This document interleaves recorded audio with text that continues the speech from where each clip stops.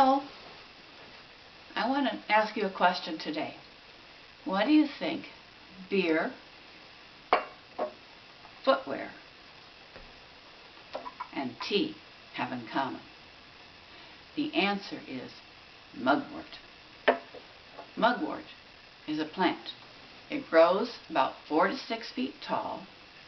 It's prominent in July and August. Its flowers are nothing to write home about. Its leaves are very lance-like shaped, and underneath they're very silver colored. In July and August, you could be driving down the highway and it's the only plant that's there. It's just everywhere. And yet, I'm going to guess that you haven't noticed it at all. When you're out on the Boston Harbor Islands, one of the things that I find amazing is just there's a time to see each and every plant. And each one has a story to tell. And it's a fascinating history of each of the plants, and it's wonderful to be out on the Harbor Islands and see these plants and learn about them. Let me tell you about beer. Beer is made with hops. Hops is a plant that adds a bitterness to the flavor of beer. It adds an aroma, and it acts as a preservative. Beer has been around for hops has been used in beer for 1,500 years. Beer has been documented to have been around for 9,000 years. And I'm guessing that beer's been around before it was documented.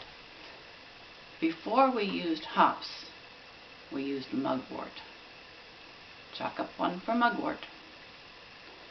Another interesting thing about hops, as people were gathering the hops, they would be so tired.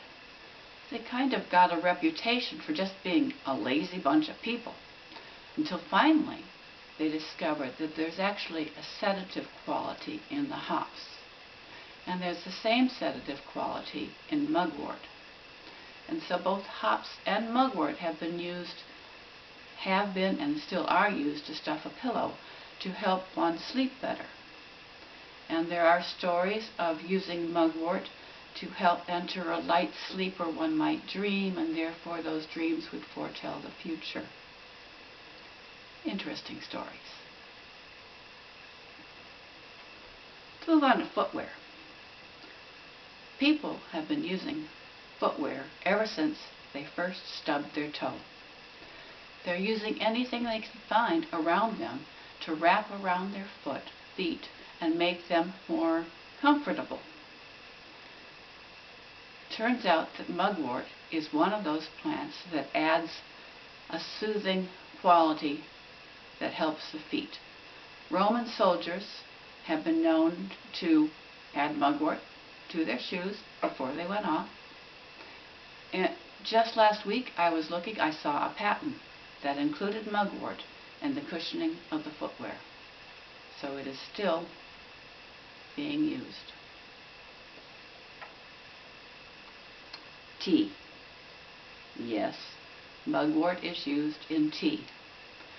Turns out that mugwort has great medicinal value both for circulation and for gastrointestinal issues. I want to tell you a story. A long time ago, my grandmother, who would probably be the age of your great-grandmother, as a young girl, she wasn't well. She couldn't go to the CVS because there was no CVS. At that time, she was lucky. She had a doctor that was experimenting with putting cod liver oil in a dish and putting it up on the roof in the sun. Probably a precursor to vitamin D. That's what she had then. That was 100 years ago. Yes, 100 years is a long time. But think about this.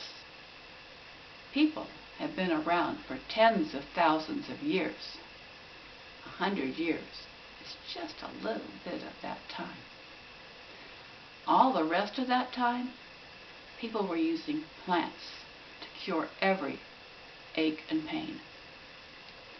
The person that knows what plant to pick, what part to pick, when to pick it, how to prepare it, and how to serve it, that person had an invaluable skill.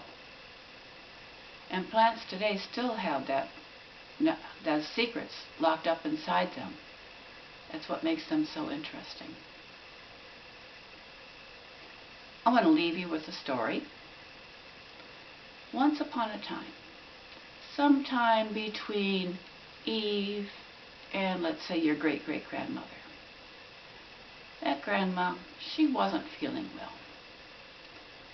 And so somebody gave her a cup of mugwort tea, which she drank,